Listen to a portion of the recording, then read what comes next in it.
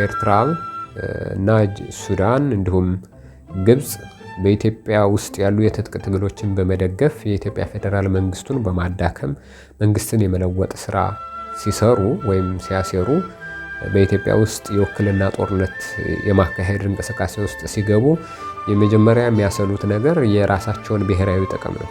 ስለዚህ ኢትዮጵያ ውስጥ ባለው አሁን በስርዓት ላይ ባለው በመንግስት በስልጣን ላይ ያለው መንግስት የኛን ብሔራዊ ጥቅም አደጋ ላይ ጥሏል፣ ለብሔራዊ ጥቅማችን ጥሩ አቋም ያለው አይደለም ብለው እስካመኑ ድረስ በየትኛውም ሁኔታ ይሄንን አጋጣሚ ተጠቅመው በውስጥ ጉዳዮች ላይ ጣልቃ የማይገቡበት ምክንያት የለም። ስለዚህ ጣልቃ መግባታቸው ለኢትዮጵያ ከኢትዮጵያ አንጻር ስናየው ወንጀል ይሆናል፣ ብሔራዊ ጥቅማችንን አደጋ ላይ የሚጥል ይሆናል። ይህንን ደግሞ በትብብር ለሚያስፈጽሙት ሀገር ውስጥ ላሉት ታጣቂዎች ደግሞ ባንዳነት ምናምን የምንላቸው ነገሮች ሊመጡ ይችላሉ። ከነ ግብጽና ከነ ሱዳን ከነ ኤርትራ አንጻር ሆኖ ሲታይ ደግሞ ይሄ ብሔራዊ ጥቅማቸውን ሌላ ሉዓላዊ ሀገር ውስጥም ጭምር ሄደው የማሳካት የማክበር የማስከበር እንቅስቃሴ ተደርጎ ስለሚታይ ሌጂቲሜት ነው ለነሱ። ልክ እኛ ከሶማሌላንድ ጋር የሚኖረን ግንኙነት ወይም ያደረግነው ግንኙነት ለኛ ብሔራዊ ጥቅምን ማሳካት ሊሆን ይችላል። ኢትዮጵያ ፍላጎቶቿን ለማሳካት የምትሄደው ርቀት ሊሆን ይችላል።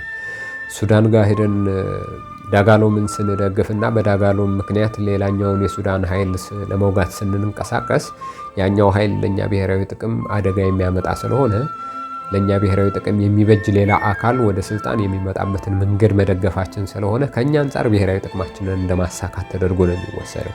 ከሌሎቹ ሀገር አንጻር ደግሞ እንደ ወንጀል እንደ ጥፋት ይወሰዳል። ይሄ ያለና የነበረ የተለመደ የሚኖርም ነው። በሀገራት መካከል ፕሮክሲ የተለመደና የሚኖር ነው። ግን እኛ ምንድነው ማድረግ ያለብን? ኢትዮጵያ ውስጥ አሁን በተለይም አሁን ኢትዮጵያ ውስጥ ያለው ሁኔታ በጥንቃቄ በደንብ መያዝ ያለበት ሁኔታ ነው።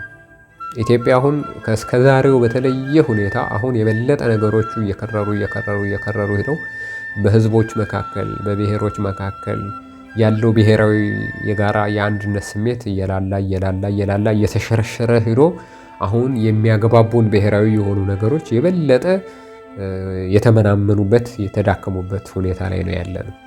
እንዲህ አይነት ሁኔታ ውስጥ በምንሆንበት ሁኔታ በደንብ ጥንቃቄ ማድረግ ያስፈልጋል። አንድ እሱ ነው። ሁለተኛ እንደገና የኢትዮጵያ ፌዴራል መንግስት አሁን በይፋ በዚህ አንድ ዓመት ውስጥ በደንብ እየሄደበት ያለውና አሁንም በአቋም ደረጃ በብሔራዊ ደረጃ መሰረታዊ የፖሊሲ አቅጣጫ አድርጎ የወሰደው የባህር በር የማግኘት ጉዳይ ነው። በቦሌም ተባለ በባሌ የባህር በር ማግኘት አለብን የሚል አቋም ይዟል መንግስት። ይህንን በሚዲያ በደንብ ደጋግሞ ይነግረናል። በምክር ቤት በደንብ ደጋግሞ ይነግረናል። አሁን ደግሞ ምርጫ ክርክር አለ። በምርጫ ክርክር ከፓርቲዎች ጋር በሚኖር እንቅስቃሴ ውስጥ በደንብ በተደጋጋሚ ይነገረናል። እንደገና ከሀገራት ጋር በሚኖረው የዲፕሎማሲ ግንኙነት ውስጥ የኢትዮጵያ መንግስት ይሄንን ባገኘው አጋጣሚ ሁሉ እያተናገረ እያስረዳ ነው። ባለፈው እንግዲህ ሳውዲ አረቢያ ከፍተኛ ባለስልጣን ኢትዮጵያ ውስጥ መጥተው ነበር። የእስራኤል መጥተው ነበር። የፈረንሳይ መጥተው ነበር። የጣሊያን መጥተው ነበር። የጀርመን መጥተው ነበር። የቱርኩ ፕሬዝዳንት መጥተው ነበር። የአሜሪካ ባለስልጣናት መጥተው ነበር። የእንግሊዝ ባለስልጣናት መጥተው ነበር። በከፍተኛ ባለስልጣናት ደረጃ በአንድ 2-3 ወር ውስጥ በተከታታይ መጥተዋል። እነዚህ ሀገራት ጋር የኢትዮጵያ መንግስት ከፍተኛ ባለስልጣናት ጠቅላይ ሚኒስትሩን ጨምሮ ባነበሯቸው ውይይቶችና ንግግሮች ውስጥ የኢትዮጵያ የባህር በር የማግኘት ጉዳይ በጣም አጀንዳ ተደርጎ የቀረበ ጉዳይ ነው። እንዲህ አይነቱ የባህር በር የማግኘት አጀንዳ በኢትዮጵያ በተለይም ህወሓት ስልጣን ከያዘ በኋላ ኢትዮጵያ ወደብ አልባ ሆና ላንድ ሎክድ ሆና የመጣችና በጣም ብዙ ብሔራዊ ቁጭት የነበረበት አጀንዳ ስለሆነ እንዲህ አይነቱ አጀንዳ ህዝባዊ ድጋፍ ያስፈልገዋል።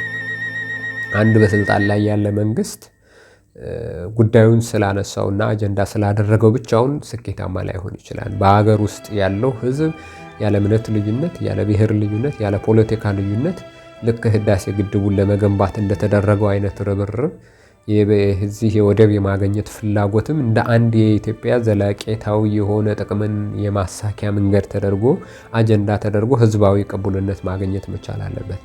ህዝባዊ ቅቡልነት አግኝቶ ለመምጣት ደግሞ እንዲህ አይነቱ ነገር ህዝቡ ቅራኔ ውስጥ የገባባቸውን ወይም ደግሞ ጥያቄ የሆኑትን ወይ ለግጭት ለጦርነት ምክንያት የሆኑትን ነገሮች ታጣቂ ቡድኖች በየቦታው በየብሔሩ ተነስተው ጫካ ለመግባት ምክንያት የሆኑባቸውን የፖለቲካ ጉዳዮች መፍታት ያስፈልጋል። እነዚህን የምንፈታው የፖለቲካ ጉዳዮችን ለምሳሌ አሁን ትጥቅ ትግል አድርገው ጫካ የገቡ ወገኖች ዝም ብለው በተራ ጉዳይ አይደለም። ትጥቅ ትግል ተደርጎ ጫካ ሲገባ ሁለት ነገር ነው ያለው።